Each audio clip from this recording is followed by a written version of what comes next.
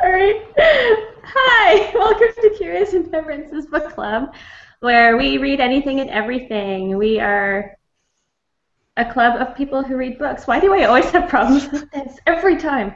You need to write you a You script. need to write down a spiel and do it like And an memorize announcer it. every single day. Hello and welcome to the Curious Endeavourances Book Club, where we read anything and everything. If you have not seen us before, we organize ourselves through Goodreads. We pick a book, we read the book, we talk about the book. There you go. We just have to put it on flashcards. There's also a blog where we review the book. What? Books. Okay. Before we get started on this month's book, let us meet the people. Ashley Newell. Hello, everyone. Julianne Wilson. Hi. And I'm Caitlin Perry. And Who may or may not make it through this session. We'll find out. I'm very tired. I worked a lot, as I have told Ashley. So, yes. Welcome. This month's pick, Mr. Penumbra's 24-Hour Bookstore by Robin Sloan. I'm just going to keep doing the voice because it stabilizes the giggling. Okay.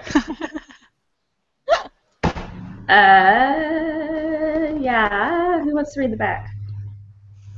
Ashley. The Great Recession has shuffled Clay Janin out of his life as a San Francisco web design drone and into a new gig working the night shift at Mr. Penumbra's 24-hour bookstore. But Clay learns that this store is even more curious than the name suggests.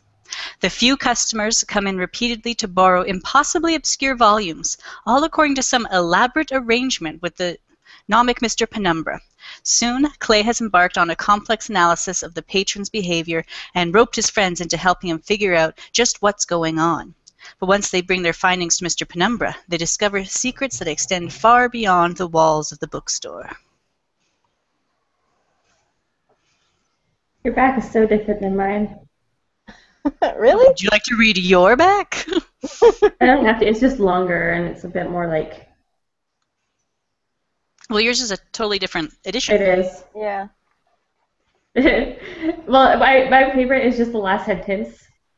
What they discover is an ancient secret that can only be solved by modern means, and a global conspiracy guarded by Mr. Penumbra himself, who has mysteriously disappeared. That's inaccurate because they try the modern means and the modern means doesn't work. No, That's when they switched the back of the book. I think they use the modern means to solve the puzzle because this is when Penumbra disappears. So they use the modern means to find the face. No, because that's before No, he the face was disappeared. early on. Oh, right. The actual secret No, but is like, discovered by like very, very classic means. I guess, Yeah. I mean, even And then, even- the modern technology that it uses to solve it is the audiobook, which was recorded in the 80s on the cassette tape. I don't know. I guess that's modern compared to a manuscript from. Yeah, but they're making it to be the hype of the everything in the big box Google generator thing, Google and that failed. failed. Although that moment was glorious, where that like it had that little like for 3 seconds you can't check your email, you can't search, you can't do I anything. know, right? I was like, I'm whoa. surprised Google would approve of that, because you think that, I mean, I get it's only 3 seconds, but still, like, Well, I someone mean, else is probably doing another project that would be jeopardized by going down for those 3 seconds. but they would probably just chalk it up to network failure. Well, that's the thing, right? If it's only. But 3 I'm even seconds, thinking it's like- internally in Google, someone would be like, "What? Who gave you But permission to mine- do this?" Like, that's fair, but my understanding of places like Google is it's innovate. So it's like, I have this crazy scheme, and they're like, But I'm just picturing like someone entering Yeah, like their yeah. coding, and I don't know, it like doesn't do an auto save, and it's just like pew, oh, it'd be and fine. just like what? Yeah, I feel like that would be fun because it's only just taking up their like actual internet bandwidth, right? Rather than, or is it taking up the Coding whole you- thing? Well, it's taking Well, up 'cause that code- entire ginormous server in which they operate all of the Right, internet. that's true. But as far as coding is concerned, you're not loading it until you try to. Okay. Until you try to run it, which. You're My- gonna need my to understand- for this. Okay, my understanding of coding is you basically write it in the equivalent of a Word document. It's like writing a Word document. Yes, it won't autosave, but you're still going to be able to write it for those 3 seconds because the document is not directly linked to the internet. It's only when you try to run the code, which would be when you save it and then you try to see, like, did this work? Did what I write work for whatever I'm trying to create? And then you would just chalk it up to network failure, and it would just boot up once the internet goes back on.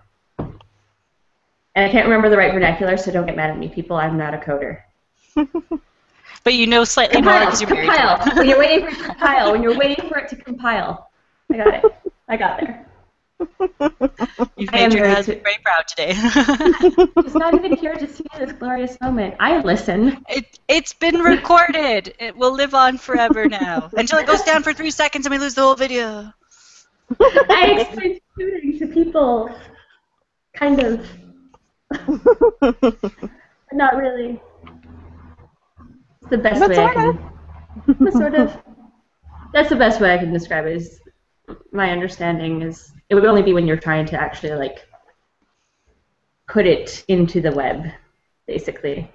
Like trying to load a video, right? So you're trying to post a blog. That makes sense. So for those, but I bet you there would be technology enthusiasts and like various people who'd be like, "Why was Google down for 3 seconds?" I know, right? It was down everywhere. I don't understand. There was no Google. Would you like to complete this transfer? Yes. Where'd it go? Dear God. Yes. I'm sure somewhere out there in reality, someone had a problem with it. Something went terribly, terribly wrong.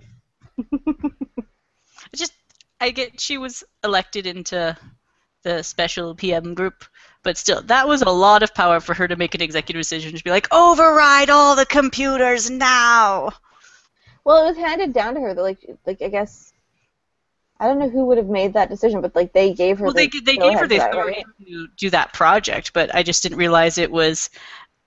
Well, but even if with the authority to overtake other people's projects. But with that was like they handed it down. Like she was listening, and they were saying, "Okay, you can take this much, you can take this much, you can take this much." As it was happening, yeah. It's still not working. So they were like, "Okay, that's not working. Fine, just give it her all for 3 seconds." Yeah. Like. Yeah. And then there was nothing. I know. Nothing. And poor Kat, she was just like deflated. I honestly, by that point, was losing more and more faith in Kat, and frankly, by the end, it didn't really bother me that she went away. I feel like she kind of come back. Yeah, like they had a date, and they were like, yeah. But yeah, the thing with Kat is I really liked her at first, and then I started getting really like she was so techie to the point where it's like, you know, when you go out for dinner with people, if they pull out their phone, you're like, excuse me. I know. Wasn't even her techiness. And when we get into awards, I'm very proud of the award I have for her because it fits everything. It bugged me. It was the like there's one part of it that's like, okay, that's kind of annoying, but then you just compile it with everything and you're just like, nope. I think it was her attitude towards the techiness. Well, her attitude towards everything. The project, and like, I don't know, you get this weird sense that even though it was Clay's project, she like decided to make it hers, and then when it didn't work out, she blamed him, and it's like... that was what I think, too, is like when it didn't work out, she stopped talking to him. It's like, yeah, hello, excuse me. I think it's a general point of, as soon as you're with someone whose only life ambition is to have immortality, you need to reassess their mental stability. I feel like she would have made a great villain. Okay, I'm sorry, but how many times when they were talking about how achieving immortality through these books did you go, hello, they are the immortality, excuse me, hi, your written work is your immortality. Well, even Clay was noting when, oh yeah, it was Dexter. Oh, what was his Derek? No. It was like Edgar Deckle or something. Yeah, Edgar. He had a son, and he's like, oh, look, that's his immortality. So, like, at least Clay is very realistic about what people mean by this. And when he uncovered it, he was like, don't you get it? The friendship and the relationship that they had, and even the fact that he can preserve it in the lettering that's lived on for all these years, that's the immortality. And she's like, Like, no, that's not good enough. Yeah. Like, I want literally, you you're will a live for thousands of years. I personally want to live forever. My conscious. And like, no, that's not. And he's like, you're happy to have your brain like uploaded into a computer and just live forever? She's like, yes. Yes, I am. And I will freeze you too. And in 1,000 years you will thank me. I'm like, No, maybe no. not after all your No, not friends much. and family are dead and you don't fit in this strange new world. No. Right? Probably are praying for death at that point. That One you thing I can't loved get. too, well, I loved so much about it, but one thing I really was intrigued by was that like imagination game that they played, and like she was like, well, imagine like the future, and he's like, okay, well this and this, and she's like, further, further, further, and like you only go so far, and then you're like, I don't But know. only in an optimistic mindset where nothing bad happens, Yeah, which tells you that the pessimists have a better view of the future. Because I'm Let's do thinking this. about that, I'm like, okay, if we destroy the world apocalyptically, we've got like an extra 40,000 But years that's we the could. thing, like if you destroy it in some Well, sort that's- of apocalypse, then you just have to start over again. So we're like, okay, well then we know how that's gonna Well, go. but then it's like, what kind of apocalypse? Are people mutants now? Are the animal mutants? Or is it a There's something technological to be said apocalypse? for the pessimistic mind, having a larger imaginative capacity.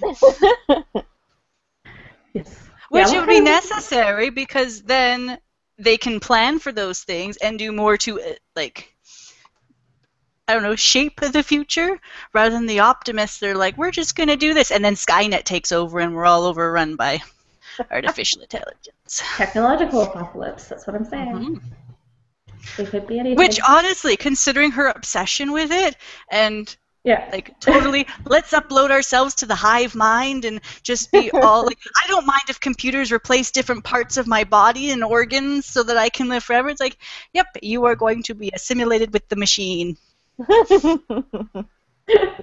Borg. This book is the dawn of the Borg. See, and I'm thinking Cybermen, but I feel like Borg is more accurate. Because Cybermen's like just like instantaneous full Like dead, yeah. exchange. I think the Borg is just like the building to Cybermen. Cybermen's the end goal. Mm-hmm.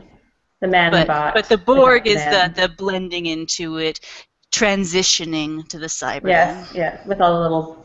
Yeah, we still like our organic material, but it decays. The Borg has got the hive mind, whereas with the Cybermen, it's just like... They've got a hive mind because they project their stuff out. But they don't really think generally. Do they at all? Well, they have limited programming because their thing is just assimilate. Yeah, right? So it's less hive mind processing and more just hive mind attack. Whereas we know from the Star Trek movies, there is a hive queen who dictates all that out. True. I'm so glad we're all on the same page right now. Welcome to Curious Endeavourances. It's aptly named. Borg Cyberman? Borg Cyberman? Tweeting it. If you want in on the Borg Cybermen debate, watch now. Oh. Okay. By the time I get this out there, we'll have finished and moved on because now I've created an awkward silence. But it's the point. It's the fact that there was a Borg Cyberman debate. Yes. It tells you everything. It happened.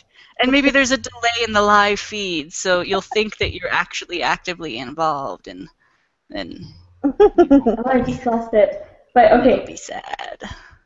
I had a moment when they're talking about old knowledge. Which is TK? I know. Traditional knowledge. Traditional knowledge and old knowledge. Old knowledge versus traditional knowledge. Was that it? Okay versus TK. Okay versus. It wasn't really like versus. It was versus the technology. Yeah, but I'm saying versus. What makes it old versus traditional? Old. Old. That's like archived, effectively, right? Like. Yeah, and the traditional is like the oral telling that's being passed down. So like the proverbs that weren't really written, just the old tropes that everyone's familiar with, right? The old wives' tales and the urban legends that just come through without actually having anything written down. Whereas the old knowledge would be the old tomes, right? The Aristotles and the Platos. And when they were talking about TK, I actually felt like there was someone talking to me about it, and I was like, I don't care. Well, Clay, even after like Kat's going, even Clay is like, so all the acronyms are starting to make me feel outside of this conversation. But I think that was a really good thing about writing it from Clay's point of view, is that I felt the exact same, being like, oh good, I can step out of this conversation that I don't quite follow. Like, yeah, it's just, I'm not part of this world. I don't want to be part of this world. I don't know why, but that just reminded me of the vitamin-enhanced food. Oh my god. Yeah, is that a serious thing? Yeah, is that real? I mean, so far, like, 'cause every now and then he's mentioned something, and I'm like, I'm gonna Google that just to find out. I didn't Google that one. Okay, you're gonna Google it to find out. You're gonna Google it. Exactly. Google is a verb now, right? Like, I'm going to Google it. Google it. But I appreciated Mr. Penumbra's, like, not really. I don't think he was being snarky about it. He was just like making that observation with Kat, who was so convinced that she works like for the ultimate power in the universe. And he was saying, do you believe that Google will be around 100 years from now? She's like, yes, of course, because like we're innovating the whole world. And he's like, you'd be surprised how many other companies have come and gone that you've never heard of that we're supposed to be the world-changing organizations. Well, and my thing would be like with Google and Amazon is like, will they still be around? Maybe, but they won't be the same. Yeah. Well, even some of the references here about like, because even early on he was talking about how Facebook is being the ultimate social media, and you think about how many people are actually turning away from that, and how it's really on the decrease rather than the increase, and comparing it to MySpace, and it's like, who's even on MySpace anymore? So that got me to wondering, and I put this comment up on our general discussion thing. Do you think that just because of how much specific technology is being referenced, and I'm not just mean the technology, I mean the companies and the programs and all that, do you think that this book will age well, the way that some of the others have been kind of timeless classics? I mean, part of that depends on where technology goes, right? Does Facebook make a comeback? Does Google hang around? Like it? I feel like regardless of how any of that happens, this will basically be more of like one of those like time shot sort of books. Historical fiction. It's like, yeah, well, I don't know, because maybe, but no, because I don't know. I don't think it would classify as historical fiction if it's just old fiction. Give it like 100 years. They kind of like 100 historical years. reference.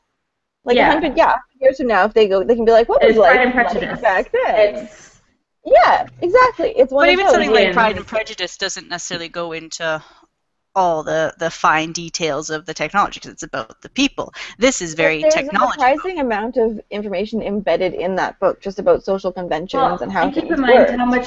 how much part of everybody's life, as we currently are chatting to each other from across the world, thanks to through a Google program, Google, and computers and internet.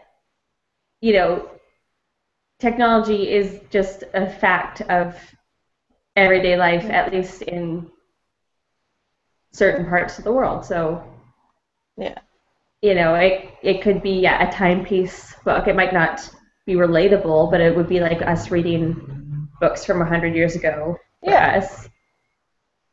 Of being like, I've heard of Facebook. I've heard of the Industrial Revolution. You know, I can't relate to it, but I've heard of it and I know what it is. It will be a part. Definitely, like this could be one of those sorts of books where you look back and be like, so that's what it was like. Yeah. Although, interestingly, it's not even 100% accurate in that, because it's got the whole, like, what do they call it? Wasn't there some sort of, like, because the Great Recession, he, like, referenced it as something worse, obviously, than the one that actually happened. Basically, everyone was losing their jobs, and that was just... But I feel like that was accurate for the U.S. They were at living, that time. because he was talking about people being homeless and living in tent cities, and yeah, it was a bit further. Well, I mean, it wasn't Great Depression scale of Hoovervilles or anything like that, but I mean, there were a lot of people that got super displaced because their investments essentially got pulled out from under them. Yeah. Well, and having read the whole book now, part of me wonders how much of that was Clay exaggerating. Too. Like, not necessarily, but his field is also very narrow. So if he's talking about people he knows, that, I mean, like when he had his new bagel job, essentially it came down to, we can only afford to keep the essential people. Sorry, making a pretty web page isn't essential to us right now. Yeah. So people in his field, they either had to be indispensable or they were totally throwawayable. Yeah. Yeah. And but it's almost, I feel almost like it is essential to have a good website. I was about to say that. Like, that's the funny thing about, I mean, when was this, 2011 or something? I can't remember. But if you're coming down to your costs of what's no, essential 2012. Yeah. But essentially it costs. You need someone who can make the bagels, and you need to be able to make enough money to be able to pay the rent, so that you're going to look at the cost of actually having your staff. Yeah, and so you need... it's better off having a free, cheap website that the owner of the company can maintain, and just get the people you need to make the bagels and sell them. Yeah, costs, like, efficiently, it would be, I feel like, yeah, you do need a good website.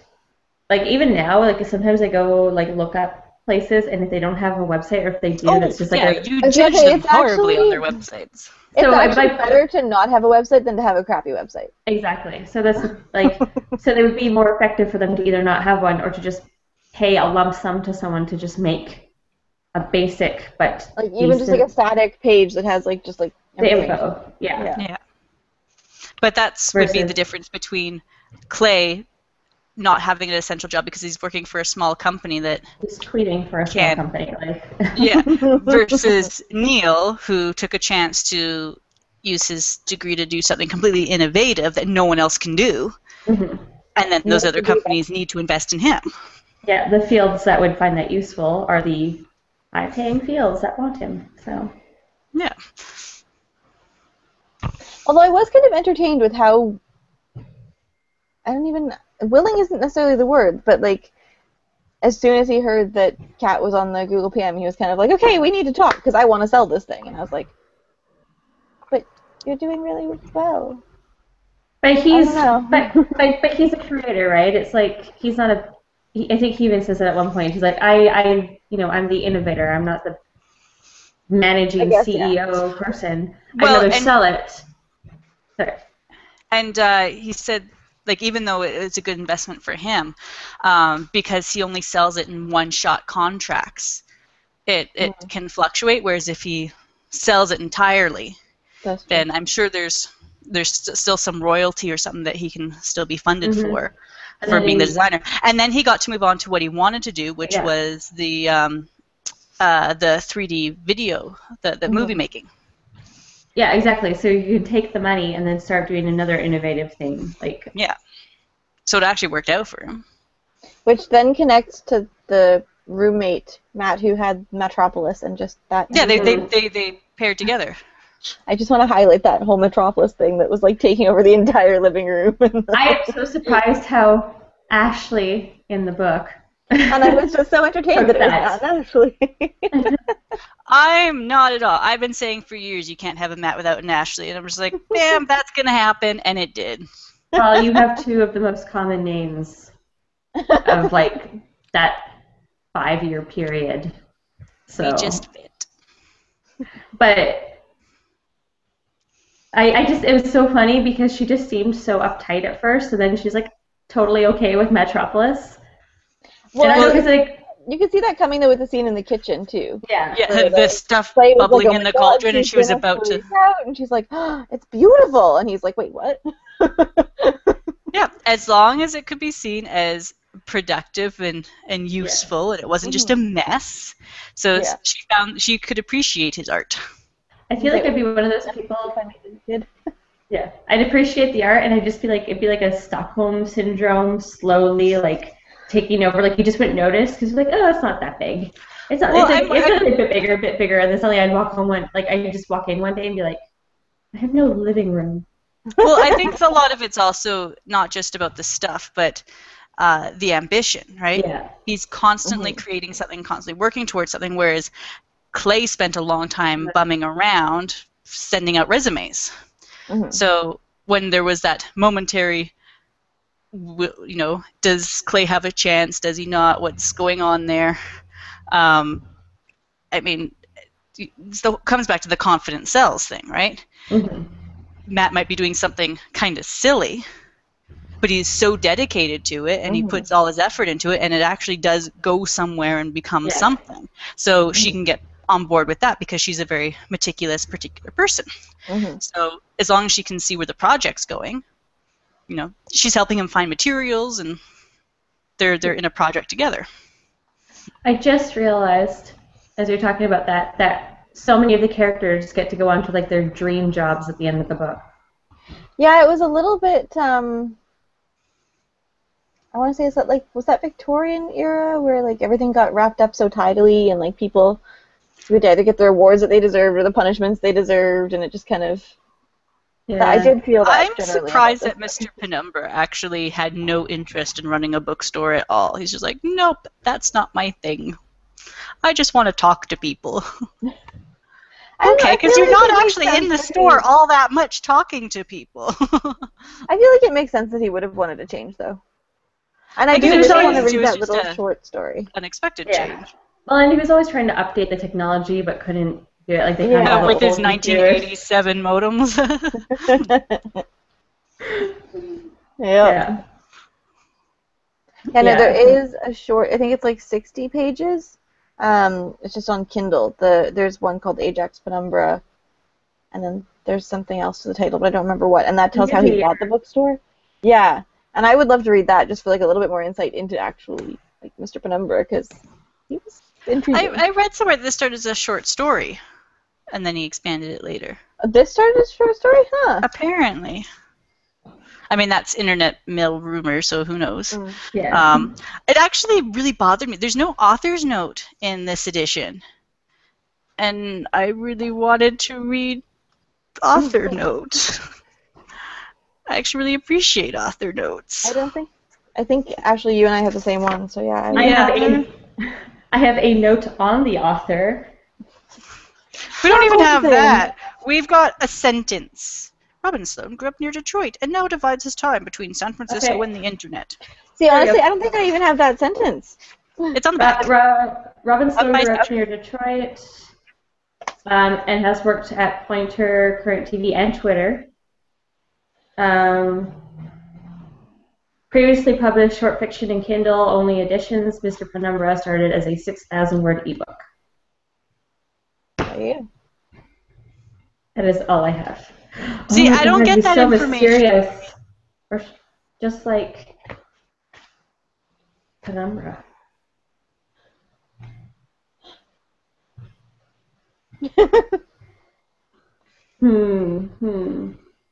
also lived in San Francisco. Yes, it says that. So, yeah.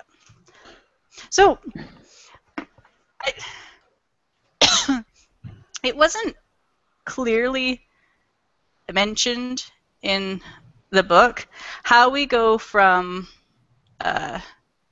Garrett Zun's I'm going to keep this tome of your life history to let's do this for everyone and create a map of your face for people to solve. How did we go from we just want to preserve the secrets of immortality to we're going to start because it couldn't have got to that, like, they didn't have followers creating things where they could be like, let's make it a face in a puzzle for people to pass initiation #1. How does it get that complex? That's a good question. I mean, okay, take how much time, let me throw this out there, and one really hardcore fan that starts a cult.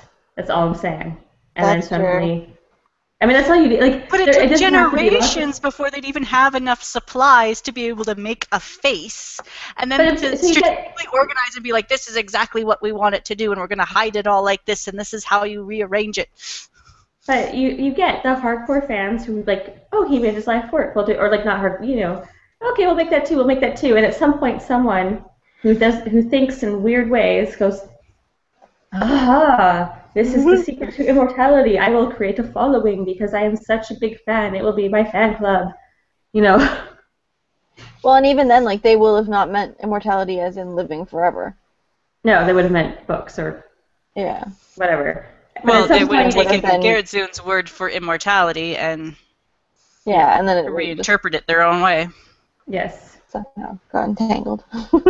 And so, remember when near the end we see an actual initiation into the bound? Yeah. Someone finished their tome and was initiated to the bound. So, looking at it had to be approved by the first reader, and then the first reader then recodes it and all that. So I was thinking about Moffat and how the third book of his Dragon Song Chronicle, so written as complete allegory, that met approval because it was actually preserved and coded. So I'm just curious what the criteria is for these. Yeah, me too. These Codex Vitae. When they're like, oh, the third book of the series was his. Really? But I'm just picturing someone who was like Corvina reading about these elves and dwarves and wizards and being like, yes, this is a perfect example of someone's life journey. I just don't feel like he would be very into it. He'd be like, what is this crap? Well, and yet Mr. Penumbra said that his was somewhat similar in fashion and that it was like a narrative of that sort. Yeah. So, yeah, what are the criteria? Curious who approved of Moffat's. If it would have been Corvina or someone before him. Because I just don't feel like Corvina would have approved of something like that. It was someone else. They said it was during the time of somebody else, but I don't remember that someone else's name. I remember that Corvina's a bit traditional. Yeah. So I think it depends too on who the first reader is and how open-minded they are. It's like, well, you covered this stuff, and I liked the book, so hey, cool, pass. Versus Corvina probably, being very it has to be like this. Yeah, he was not very likable. No, he wasn't. But I was intrigued by the whole thing where he tried to stop them, he tried to stop them several times. When he said that it was going to destroy Penumbra, so there's that moment of, wait, are we actually blinded by our love of this little old man, or is something actually happening? And then he runs away after the Google thing, and you're like, no, Mr. Penumbra, come back. So much. And then he just randomly shows up again. He's like, I'm sorry, I ran away again. Well, and even way to deal with your problems, Mr. Penumbra. Even that older woman who owned the goat farm was like, he does this sometimes, although usually he gets in touch. Yeah. And the store that never closes, and he never, because there's that moment where Clay thinks, oh no, everything gone wrong, and all this, you think he would have been like, oh, by the way, here are the keys. Apparently not. Especially when nothing was wrong, and he's like, no, this was the perfect opportunity so that we can expand on our frontier. And it's like, yeah, but you locked the store, and everyone thinks you're dead, and we don't know what's happening. I think it's a really good example of people who are just constantly you don't think of all the other little things. Penumbra's kind of one of those people, right? I want the new technology. Blinders. I don't know how to make it work, but I'm going to get it. We're going to do it. Or I need to go to New York and tell them, okay, lock up the door and leave. I love the camaraderie among the clerkship. You were a bookstore clerk too? All right, I will trust you. Yes. Share a bond, bookstore clerks. Did anyone else go tee-hee when the other clerk was grown? It's different spelt grown. But... Yep. Yeah. Happy memories. Road. I still need to read the second one of that at some point for this. Yeah. Just because. I'll get there. Add it to the future list. Which is growing. That seems fitting, though. My to-be-read list is always growing. I know, right? Ugh. What else? Oh, I will say I was very amused by Kat's BAM shirts. She just owned an infinite supply of She the owned a whole same bunch, so she didn't have to spend any time thinking about what to wear in the morning because they were all exactly the same. That sounds like a very Sheldon thing to do. It does. It is a Sheldon And thing to it's do. his Sheldon- shirt. Sheldon has an outfit for every day of the week. He has pajamas for every day of the week. Yeah. It's very Sheldon. Well, I got a little I kind of wanted, to do this. Like when she suddenly was like wearing the suits, blazers, whatever. Like as soon as she got put on the committee thing. Although they did explain that she never stopped wearing the She always shirts had them underneath. but it's still like, I don't know. But again, I think that was just Clay's perception, right? Because he was seeing her as different. Yeah. Noticing physical change with her, internal change. Mm-hmm. Absolute power. And all that. Well, she was very upfront about her beliefs. She just had opportunity then to act upon them and power to obtain it, so he really shouldn't have been that surprised. She was... No. Their first date, she was talking about all that. Actually, also, quick question. Google Forever, is that a real thing? Probably. Everything else they referenced is real. The Google car, the drones, all that is a real thing. I wouldn't be surprised. I'm sure someone's working on that somewhere. Yeah. Or at least Borg! Borg! They have the first Borgs locked up. I loved a lot of the witticisms through here and just the casual humor. And even like early on when he's doing his job hunt. At first I insisted I would only work at a company with a mission I believed in. Then I thought maybe it would be fine as long as I was learning something new. After that I decided it just couldn't be evil. I was carefully delineating my personal definition of evil. And then later, when he walks past the Help Wanted sign, he's like, maybe I should be more suspicious of those, the Help Wanted signs. Legitimate employers use Craigslist. There's nothing legitimate on Craigslist. Legitimate employers and scam artists alike. So. And then he meets Kat, and about the BAM t-shirt. It either means A, she slept in it, B, owns several identical t-shirts, or C, she's a cartoon character, all of which are appealing alternatives. I just noted that because I remember when I was little and noticed, actually made the realization that cartoon characters don't change their clothes unless, they're explicitly being covert or anything. They wear the same clothes every day. Yeah. First time I really noticed the difference between cartoons and, live action shows. They're in different clothes, they're not.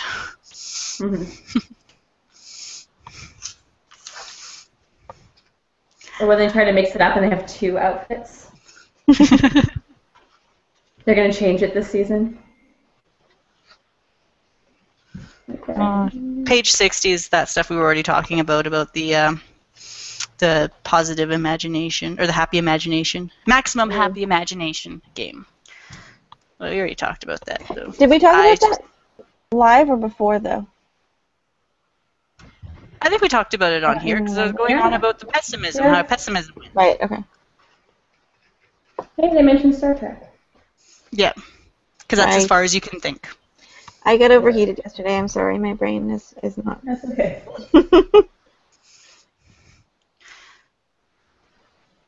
Looking at the egalitarian setup that they have at Google, how they randomly get drawn to be the PMs, the product management people. And wasn't that a system of government in Athens? They would pick people Well, that was spontaneously. the true democracy rather than representational democracy, right? Where you served a certain term rather than You were voting other people in. you were picked, you served, and you had to come up with it unanimously. Otherwise, nothing was secured, which is why it didn't work, because no one can ever agree on anything unanimously. That's pretty much. Yeah. We can agree on that. Can we talk about Grumble? I love it was just the solution for everything. It's this secret scammer person who. Can we talk about how it was what was it, the Hogwarts combo or something? No shrooms. Because he said, I'm on that page 166 where he messages Grumble being like, "Can you help? Because okay, admittedly, J.K. Rowling is a pretty big deal, but so was Aldous Medius." Yes. Yeah. Mm-hmm. So yeah, the Hogwarts special. He could just do anything. He could manufacture everything. It was just he was his own weird Google. Grumble. He was Google for hijack. Yeah. He was the underground. He was the underground Google. Yeah, exactly. You can't Google, you Grumble. I found a line that I loved, and I'm going to tweet it. Page 155. We're a little rebel alliance, and Penumbra is our Obi-Wan. We all know who Corvina is. Oh, random question. Did anybody else notice how many times Dashiell Hammett was mentioned? It was a good solid, between 3 and 5. I'm not sure, but it seemed like every time he went back to some sort of classic good book, he went for Dashiell Hammett. Well, it's mentioned later that it was one of Penumbra's favorites. So when he moved on, he kept those books and another series. Hmm.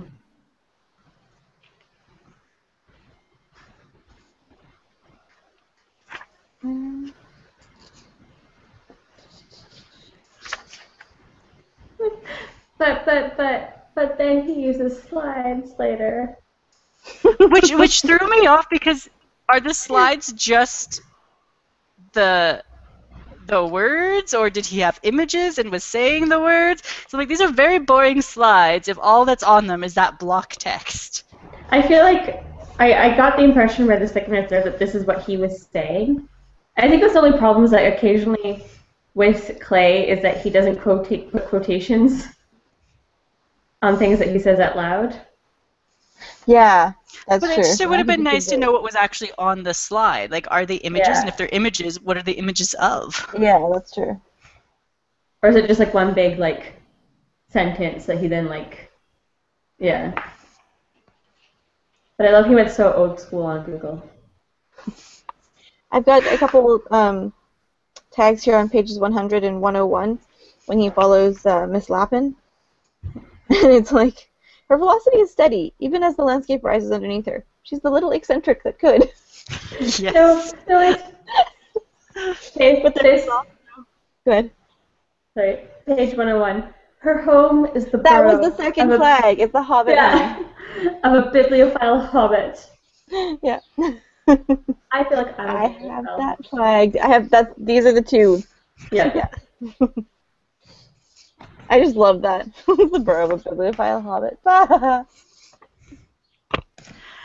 had a tough time settling on Clay's age of being a 20-something-year-old. Just the entire read, and it wasn't until afterwards where I'm trying to I was coming up with my rant for it, and I'm because sometimes he seems like he's 35, and other times he seems like he's 12, and yeah, I guess that means he's 20-something. Yeah.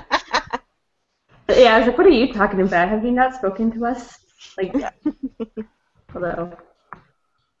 It's just because he was either one or the other, and not in between. And then afterwards, I'm okay, that makes sense now. Yeah. Never mind. Page 134, just because it wickedly entertains me. When you search for unbroken spine, Google replies, "Did you mean unicorn sprinkle?" Obviously.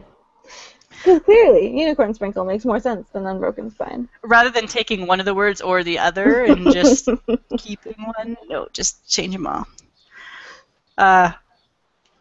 When he's explaining the plan to Kat and to Neil, but has to re-explain it to Kat, 159. He's the warrior, you're the wizard, I'm the rogue. This conversation never happened. Can I just say how happy that makes me because I'm also broke, so he was broke, so I can relate to him better. I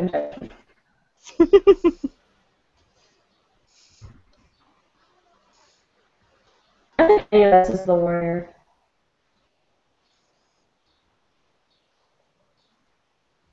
Yeah.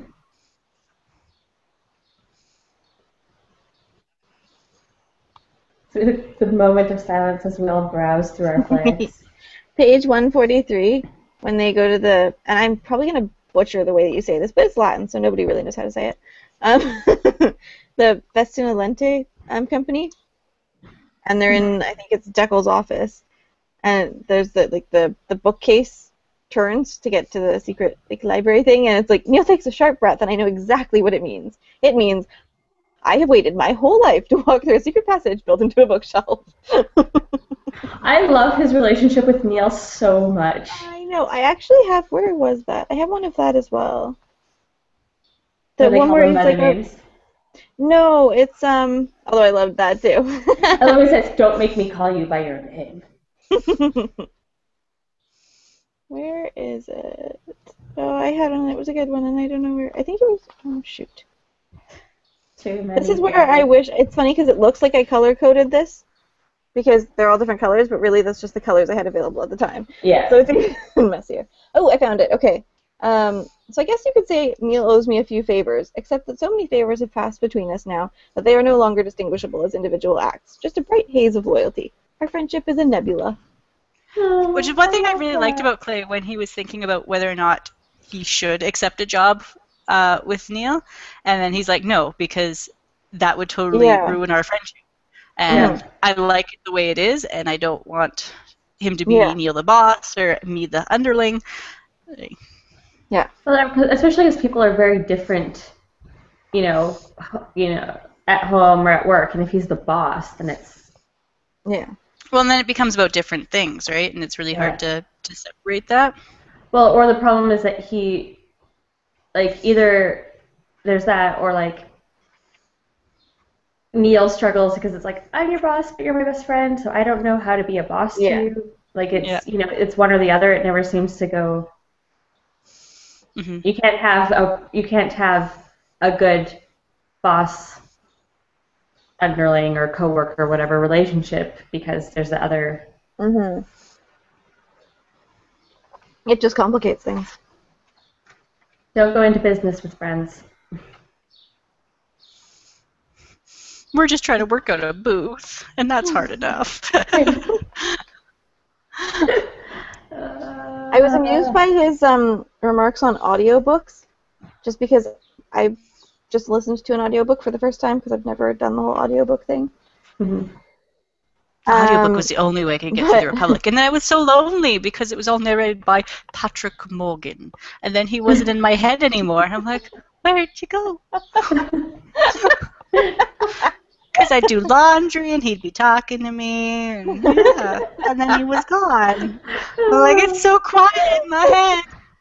I'm back, Patrick Morgan. Oh, man. Well, it says here, I've never listened to an audiobook before, and I have to say, it's a totally different experience. When you read a book, the story definitely happens inside your head. When you listen, it seems to happen in a little cloud all around it, like a fuzzy knit cap pulled down over your eyes. Just like that's just, the imagery is so much cuter than the reality. I have to admit, I wasn't a huge fan of the whole audiobook thing. I get distracted too easily. It wasn't the distraction that bothered me. It was, and I feel like this is just something that maybe, I think Caitlin, you and I had mentioned this, like now that audiobooks are becoming a much bigger thing, like they'll be more careful about who they choose to do the readings and such. Mm-hmm. But I think it was just an issue of the fact that the reader's impressions can't help but color your impressions of the book. Yeah. And so even when you have a narrator that's really quite animated, if they're giving a voice to a certain character, the way that they portray that character's voice is going to mess with your head and your perception of that character. And I just felt like some of the voices were off, and it just it messed with things. It's almost better if they are neutral about it, because then it still leaves you to color in the colors. A lot of them now are getting the authors to do it themselves, or they get which is so much voice better. actors or they get The actors to voice do it actor so that they ones, can. I haven't listened to that. But like, I haven't, but I think getting the author is I was gonna the say the best. example I always fall back on is like Neil Gaiman because he narrated Yeah, several of his and like so good. But his writing matches his voice, so it does so It well. does. It so does. So Yeah, the only reason I ended up with the audiobook for The Republic is because I started and restarted so many times trying to get into it, and what I found was easy. It was a different edition because it's a translated text, right? So he would pick different words, so it was kind of nice because if I followed along with the book, I could go with the translation that made the most sense to me, and so that just helped me get through it as being able to take a different version than what was just in my book. So that was. I don't think I'd get as much out of a full audiobook without having like reading with it or something like that. So Caitlin, far, as you every mentioned- audio I've had the book with me. So that would make a big difference. Well, if I didn't have the book, I know I would just get distracted. Because that would happen. Well, I like one of the reasons I was trying it out is because like it's just like if you're walking around, it's not as easy to actually have a book in front of your face. I do that sometimes. I do it, but it's not. But it's not necessarily recommended when there are things like traffic to be aware of. So I just want to try it out for the sake of walking around. And but I did find that like I'd be looking at things and my thoughts would just spiral off on some random tangent, and I'd be like, I have no idea where I left off. Yeah. It's different if you have a short little podcast or something like that that's just a bunch of ideas. But an actual like 8-hour reading of a novel, eventually I want the actual book in my hand. Yeah, the one that I picked was like 11 and a half hours. And I definitely put it on, like, because you can change the speed. I definitely increased the reading speed. Yeah. Like, that's just, like, it would not take me that long to read this book. I can't. Like, no. 400-page book, 11 and a half hours? No. Yeah. Yeah. Not about audiobooks, but 209, because I got a sticky there. As I think Clay is starting to figure out that how, not necessarily how big Google's getting, but how strongly attached and unbreakable of a force Kat believes that Google is. So she's going on about all the projects, and so he's listing them. They're making a 3D web browser. They're making a car that drives itself. They're making a sushi search engine. They're building a time machine. They're developing a form of renewable energy that runs on hubris. I love Claire's humor so much. It was just so good. I just love how because initially when he was recruiting her and he was like, yes, I would make her the project manager for everything because she's so brilliant. Now that illusion's starting to dissolve and he's like, okay, I get it. They're amazing. They're godlike. Let's be ridiculous. Yeah. Yeah, and then she goes into the Google forever. Yes. Oh, God. I love it might be the most important work we can do. I don't know. The car sounds pretty awesome. Yeah, I know it. Really? Between living forever and having a car that I don't have to park? I'll take the car I don't have to park. I would take the car, but also just because the whole, like, immortality thing, that doesn't work. No. I don't want to live forever. It quite legitimately would not work. Borg! Borg! Can we go back to when we read On the Edge, when he made the little bubble, because the kid kept bringing everyone back to life, right? And they showed, and then ended up zombie-like. Yeah, this is what happens if everyone lives forever. It's overpopulation, and that's why they replaced the organic parts with the mechanical parts, and then you are Borg! Until there are no organic parts left, and then you are a Cyberman. Yes. As we have established. Yes. That's Human Google's Borg next project. iBorg.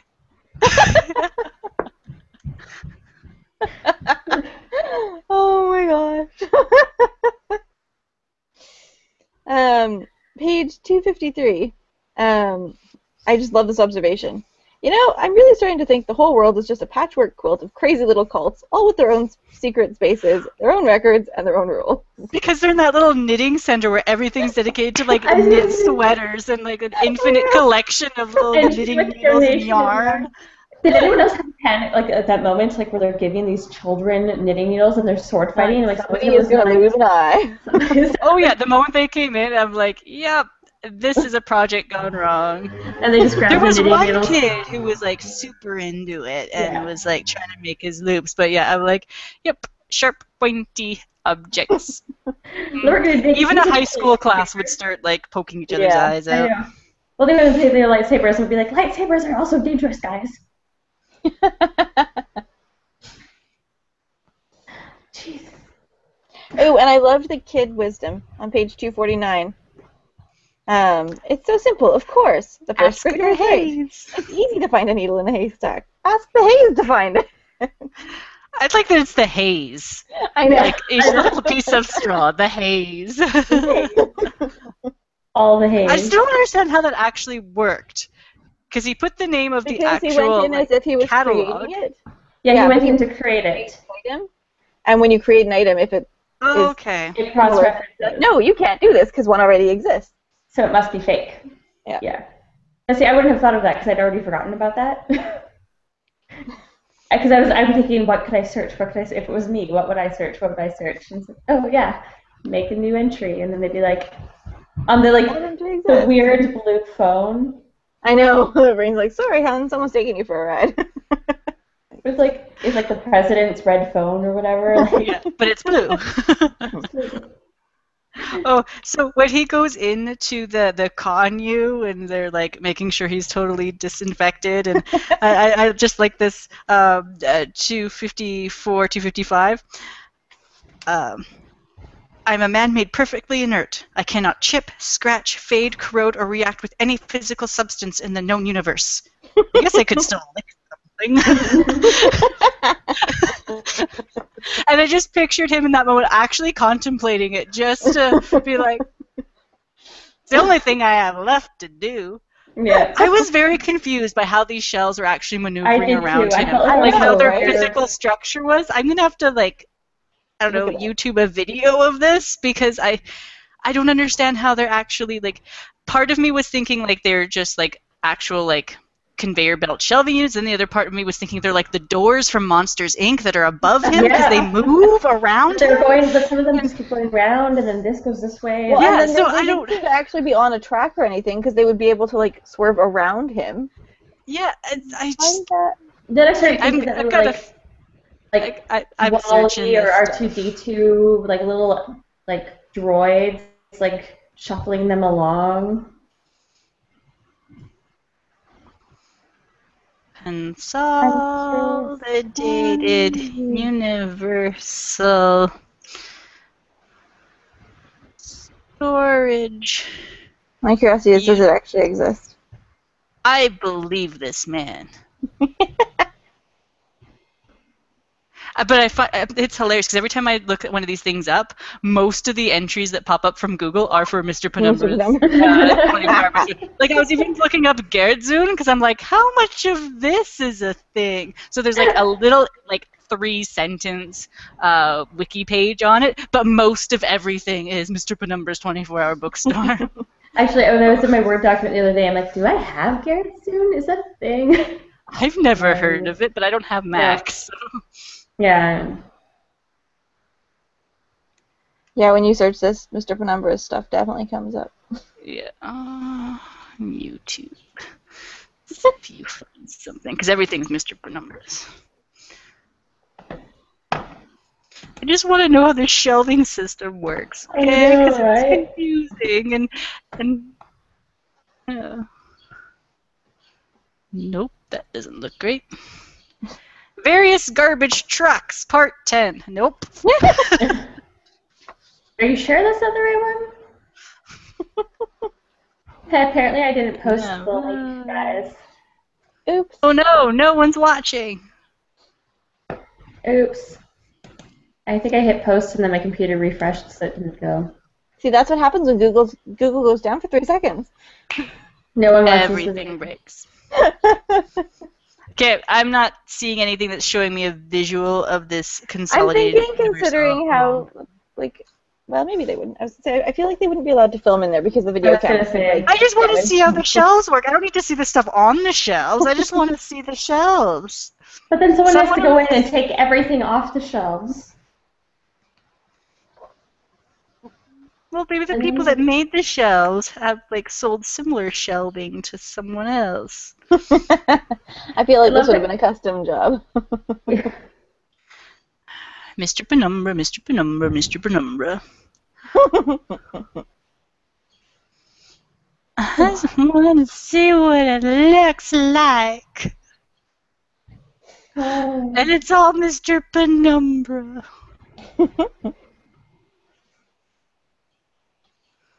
Because I have no visual reference for this. It's part conveyor belt, part Monsters Inc. doors. That's all I've got. That's all my brain can come up with. I feel like that works. Especially when he was being chased by the painting. I know, right? Monsters Inc. door.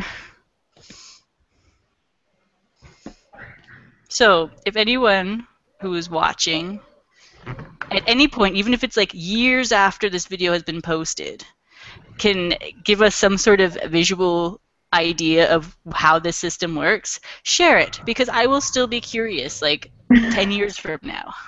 Until I see it with my own Yes, eyes. until I've seen how this unit works. Oh, poor Ashley. My brain is easily confused, guys. I've got a sticky on the very last page for the very last paragraph, but I kind of don't want Of to the read it 'cause I feel epilogue like or that's- the... Yeah, of the epilogue. But I almost don't want to read it because that feels kind of wrong. So it's the very last. It's beautiful, but... People are supposed to have read this book. They had a month's notice of what we were reading. That's true. That is true.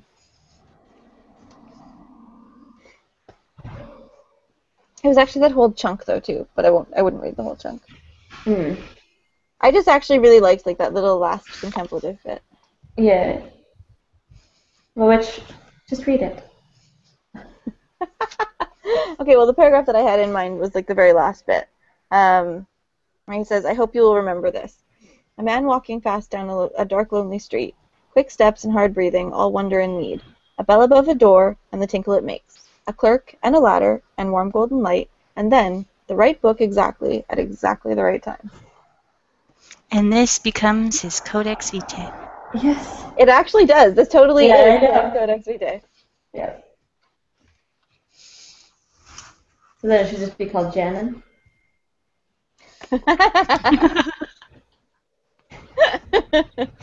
Yeah, but then by that logic, we would need some sort of like decoding thing to read it as well. So I'm Would good with new tomes ever be like incorporated into the face? Yeah, they must be because they get new deliveries every once in a while, right? And they get added to the way back list. So they have to be, don't they? Wouldn't that throw you off? You're like in the middle of your pattern, and all of a sudden there's like a book that was never referenced because it didn't exist before. And you're like, what? But that's supposed to be something else. Got this random line that goes down in your face, and you're like, I was so close. Why? That's like when he's at Lapins and like looks at the drawing she's made and she's like tons of lines erased and like, oh god, how much time decoding and reading and chasing them wrong. So I'm assuming that they just read the book to figure out which is the next book that they need. Yeah. Yeah, basically. I don't know how that works. They might maybe there's specific books that aren't written by anybody, but they're there to make the face. Well, if it went backwards, But then what would be the it point would of make. the way backwards? If it went backwards, it would make sense because they'd always talk about the mentor that they had. Yeah. So you'd always be finding that book that predecessed yours, right? The book that they read that got them to crack the code. Yeah. So you just have to reshuffle everything. If you put a new one in, you'd have to reshuffle all of them. This cult is too complicated. Let's join the knitting cult. That one's so much more straightforward. Donate a ball of yarn, get in for free. We're just going to put on a display of Hollywood sweaters and how boobs fit in them. That's it. Well, it's like I made a career thinking of how boobs are shaped. Because they are not spheres and they are not water balloons. True. Like it's like the Black Santa Claus collection all over again. Like it's just this weird. I heard about that. Everyone has their interest in their little cult, right? Well, that's the thing. Like it's just that thing where you're just gonna go. Oh, okay. Sure. Everyone has their quirks. You know that their Everyone movie's has coming their out. Black I'm afraid to tweet that. It might come back and bite me.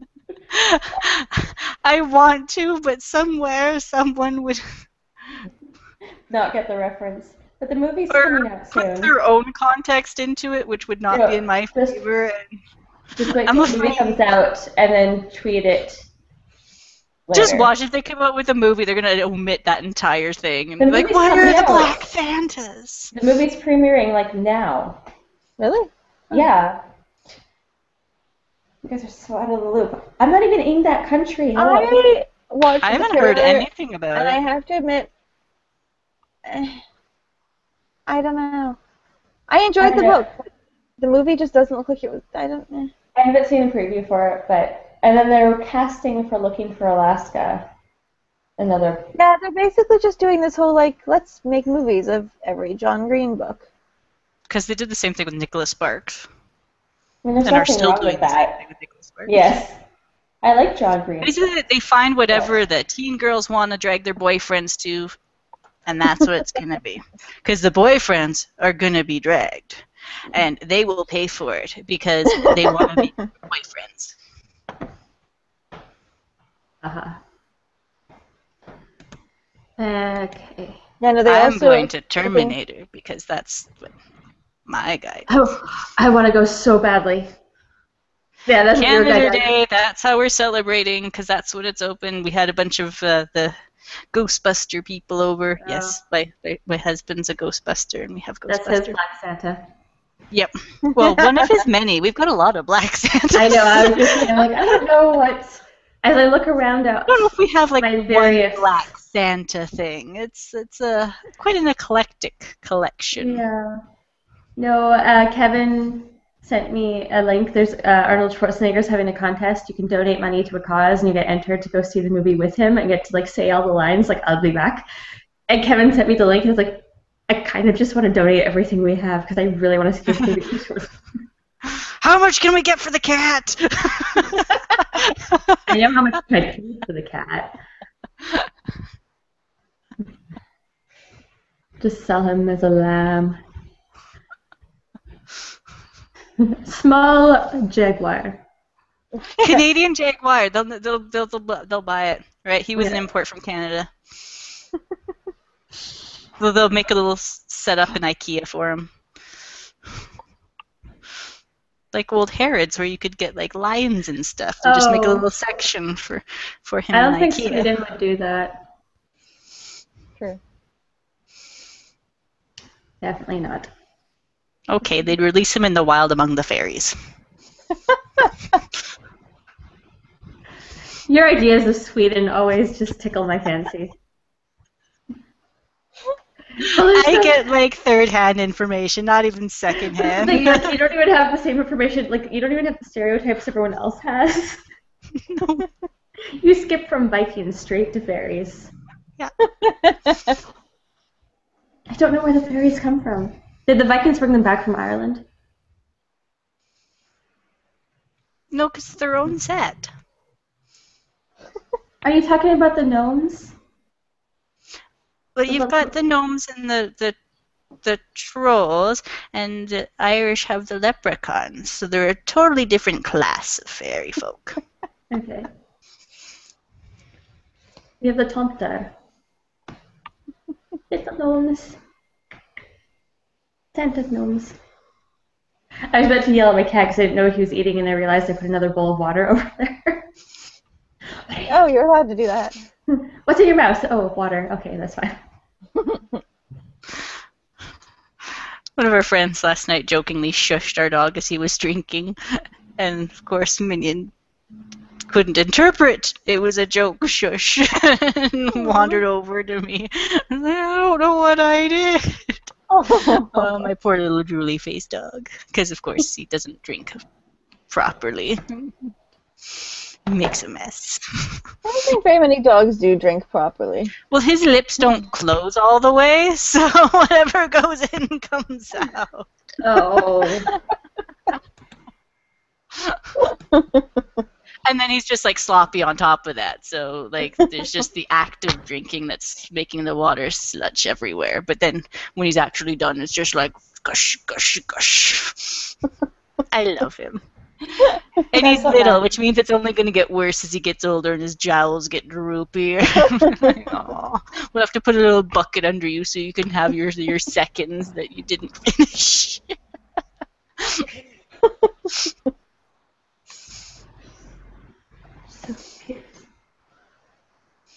Caitlin, you look very intent. Sorry, I just She's trying to determine my Swedish interpretations of things. No, I got a notification that I'm trying to find out. Sorry. I have lots of things happening right now, so I apologize for that. I will be distracted for a few moments likely. Maybe not, we'll see. I don't know what's happening. I'll take Ashley's cue and slowly wave the book in front of the screen. This is what you came to see. Eventually, we will talk about the book again. You guys can talk. Screensaver pause. Well, I hit all the points that I had, the comments that I made on the page, all my stickies. It was just so good. Oh, actually, you didn't mention the bookstore closing thing, though. Oh, yeah. So, I mean, it wasn't an ending because we've read quite a few books where I was totally on board until the end, and I'm like, why? Ruined everything. Until the Megatron, or what was it, like the big screen proposal was in, I don't remember what you called that. The Jumbotron proposal. Oh my goodness, I can't remember the name. Where's the book? I have it somewhere. Yeah, the Fortune Hunter. The Jumbotron proposal in Fortune Hunter. Yeah, that one. That one bothered me. So my only thing was that Mr. Penumbra's bookstore actually closes and never becomes another bookstore ever again. It becomes a coffee shop with a rock climbing wall. And it just made me sad because everyone, like the whole book has been about technology taking over too much, and even Kat was saying that as much as Google can do and the technology can do, it doesn't replace the old knowledge, and that's what's preserved in the books. So even though Clay and Penumbra go on to consult about blending the old knowledge with the modern technology, the actual physical bookstore and the access to the books is gone. Mm-hmm. I'm not sure how long I was frozen for, but I'm back. Pretty much the entire time I was talking. Oh. I'm sorry.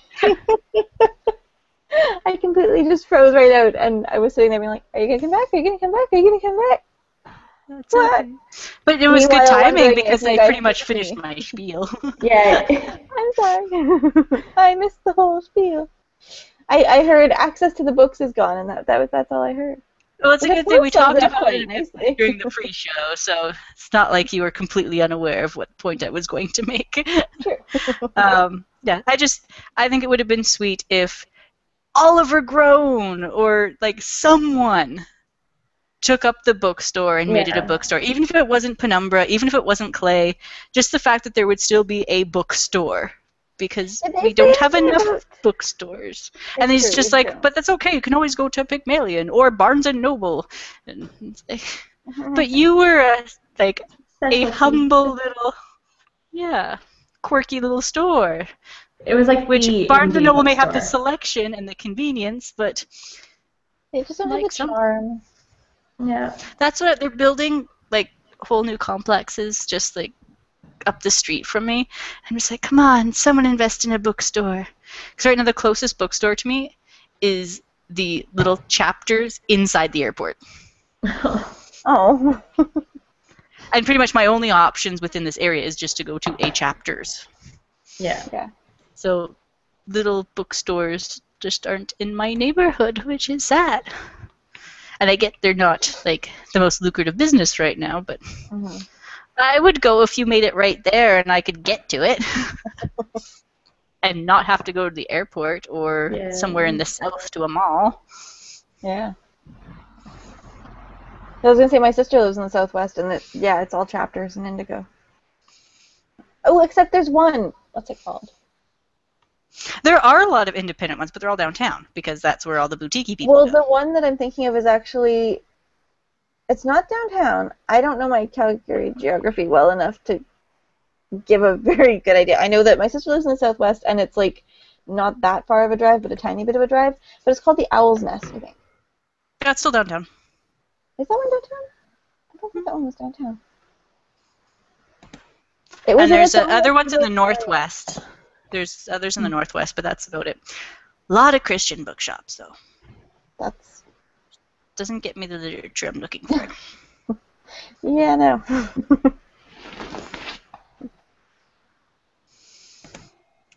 So, final impressions before we do awards? I loved it. Yes. I feel like I wish that I wasn't melting because I could so easily gush about this book if I weren't absolutely just melting away in my seat right now. I loved it. It was that perfect, like, it was all about books and made me want to read, but I was reading, so I was happy. I mentioned in my review of it, there was something that made it kind of like a mini Da Vinci Code. Like, the stakes weren't as high, and again, the book itself was half the length, so it was like half the tension. But there was just something about the quick, quirky mystery. So it was mini Da Vinci Code. Yeah, I agree with that. Yes. I loved it. And again, like, just loved the little witticisms. Like, well, and I love eccentric that could. I love the witticisms, but I also love like the contrast of the old like books versus Google. Yeah. I was actually very concerned about like how manipulative Google was in the book for so long, and then when they couldn't get it and you started to realize, okay, you guys are investing a little too much in the all-powerful Google, it was kind of reaffirming that yes, Google can't do everything, nor should be allowed to try to do everything. Well, like there's good. Well, I was gonna say there was a part of me that wanted it to work, right? Because you like for like all the people you want it to be solved. You want it to be solved, but then when it didn't work, it's kind of like it's that little like refreshing like okay, technology still isn't the. And then they came up with the realization that it's only the extent of the programmers that the programs can work. Yeah. So the people that have the old knowledge are still needed. Somewhere in here, I don't know where it is. I think it's Deckel who makes that like comment, because Clay's like, "Are you guys still going?" And he's like, "Yeah, because Google's only as efficient as its programmers, right?" So maybe they didn't think of something. Yeah. They didn't think to check the type. It's true. Which is funny that everyone was using it and using it and using it. And... yeah. And yet. But that was the whole hiding in plain sight thing, which was another theme that ran through, right? Be like, did Deckel have some sort of inkling that was the case? Because he did send Clay on that, like, you're resourceful. I don't know. Find the print. Because everything else was hiding in plain sight, I think that was part of we've looked everywhere else.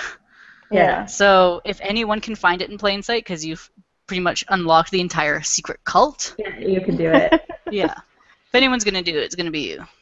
Yeah. Well, he might not have thought like that it would have been on the typecast, but like maybe if I send him on this adventure, he'll find out more information. He'll figure it out. Yeah. Well, and there's also that the stakes then, right? Because if he says you can't get anything until you've done this, well, he's going to try harder than anyone else. Mm-hmm. Yeah. But yeah, I loved it. It was just so good. It was quick. I read it in 24 hours. Less than. I think I read it in 2 or 3 sittings. Yeah. I me too. actually intentionally slowed myself down though because I started it earlier in the month than I should have. And I hit a point where I was like, if I don't slow down, I'm going to finish this, and there'll be 3 weeks to book club, and I won't remember any of it by the time I get there.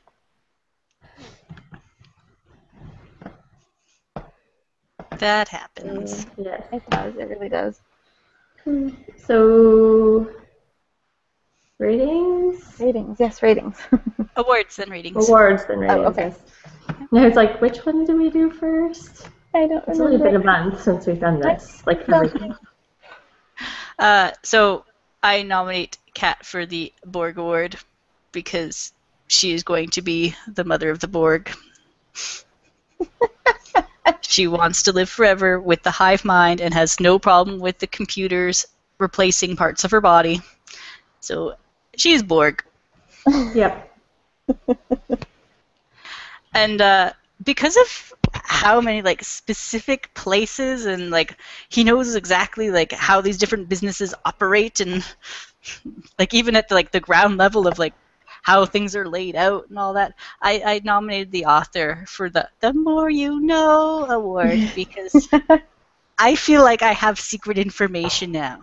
Like I may know about the Connu long-term storage stuff and feel like I know a lot there. I still want to know how the actual unit shelving works, but just the fact that there's this giant warehouse that has everything, I feel like I have secret museum knowledge now.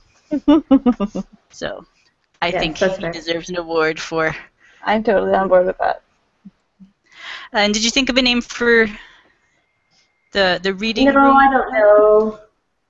Because like when they go in the reading room, it's like, yeah, you go through the secret stairwell behind the bookcase. Give it the Batcave Award.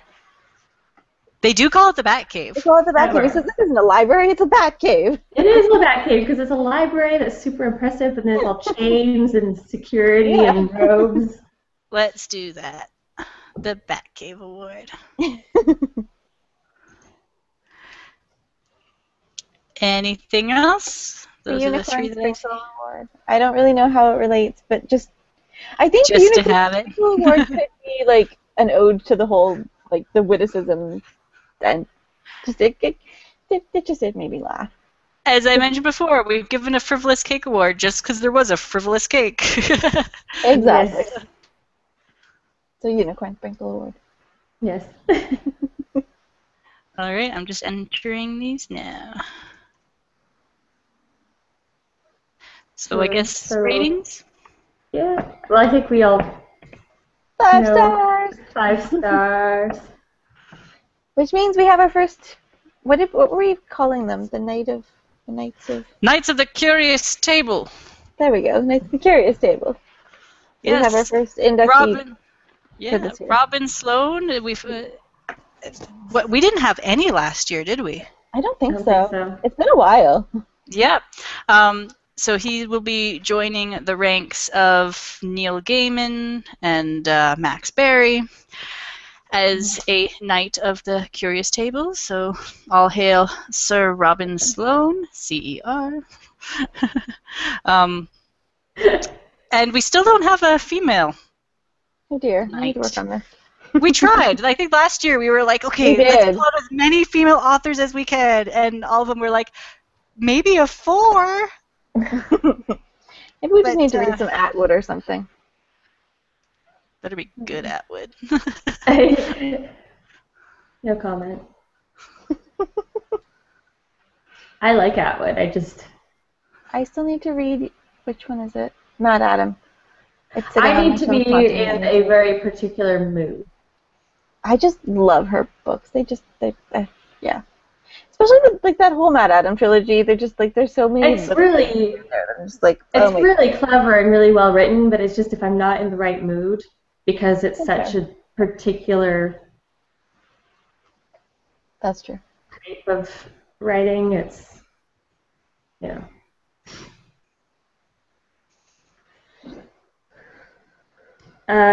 So next month's book, if anyone owns it, Ashley.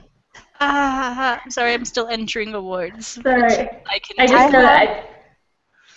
I have the movie that I've been told everybody who has read the book hates the movie, but I read the book a long time ago and I liked the book, and then I watched the movie albeit several years later, and I liked the movie. So They're just very different. So if they're you've very seen the different. movie, delete that from your memory bank and realize that we are reading something that's completely different from that.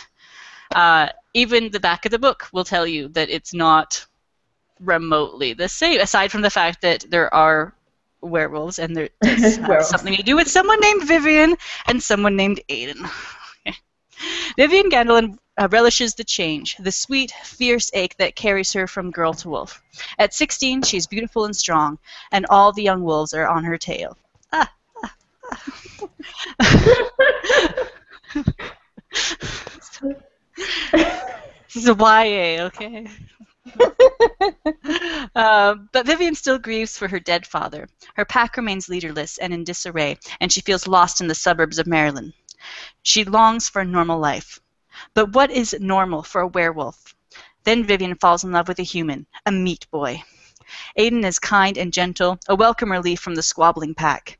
He's fascinated by magic, and Vivian longs to reveal herself to him. Surely he would understand her and delight in the wonder of her dual nature, not fear her as an ordinary human would. Vivian's divided loyalties are strained further when a brutal murder threatens to expose the pack. Moving between two worlds, she does not seem to belong in either. What is she really, human or beast? Which tastes sweeter, blood or chocolate? Dun dun dun. I hope there are more puns. That's all I want. I caught about 3 just in the back there, but I wasn't I going to know, giggle at all of them. I want there to be more puns. And also, Ashley, thank you for picking a somewhat short book since though it wasn't originally in the plans. I think all 3 of us are now doing Camp Nano. Yep. I have a very busy month ahead of me. That's okay. I'm cheating Camp NaNoWriMo, but I'm still doing it. You're cheating it. I'm cheating it. I've got an unfinished work that I need to finish. Well, that's fine, because you're allowed to do that for Camp Nano. You can just specify the number of words that you're going to write. Yep. Towards that, right? It's still cheating because it's not true nano. I suppose. Because you can even do, like, an editing project and say the number of words you're going to edit. Yeah. Yep, and that's pretty much what I've got going there. Yeah, it works. No, I'm doing Camp Nano. I have company, and I'm climbing some mountains. Boy. Hopefully it won't be this hot when you're climbing. Oh, God. I don't know. There's still snow on the mountain last I looked, so. That is good. Well, this book is small and can travel very easily. Indeed. It'll probably be on my Kindle. Which will be smaller and travels. Yes.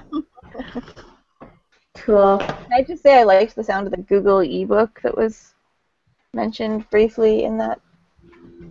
The reader? Yeah. But I don't know if that was real or not. I don't know. Maybe it is. That'd be fabulous. Moving along now. Blood and chocolate. I mean, yeah. Okay, so Blood and Chocolate, July 20 something. 26th. 26th. 26th. Cool. Sorry, I'm tired. Okay. Yeah, July 26th. Yeah, and check out, I will post the links below if you want to check out our blogs, the Goodreads. We'd like to join the discussion, people who are watching this. And post your awards for this book so that it's not just the 3 of us. We're not as creative as we could be. Yeah. So, anything else anyone wants to say? No, get the book. All Join us good. July 26th. Cool. Awesome. So go read things. Indeed. All the things. Go read all the things. And we'll see you in a month. Bye. Bye, guys. Bye.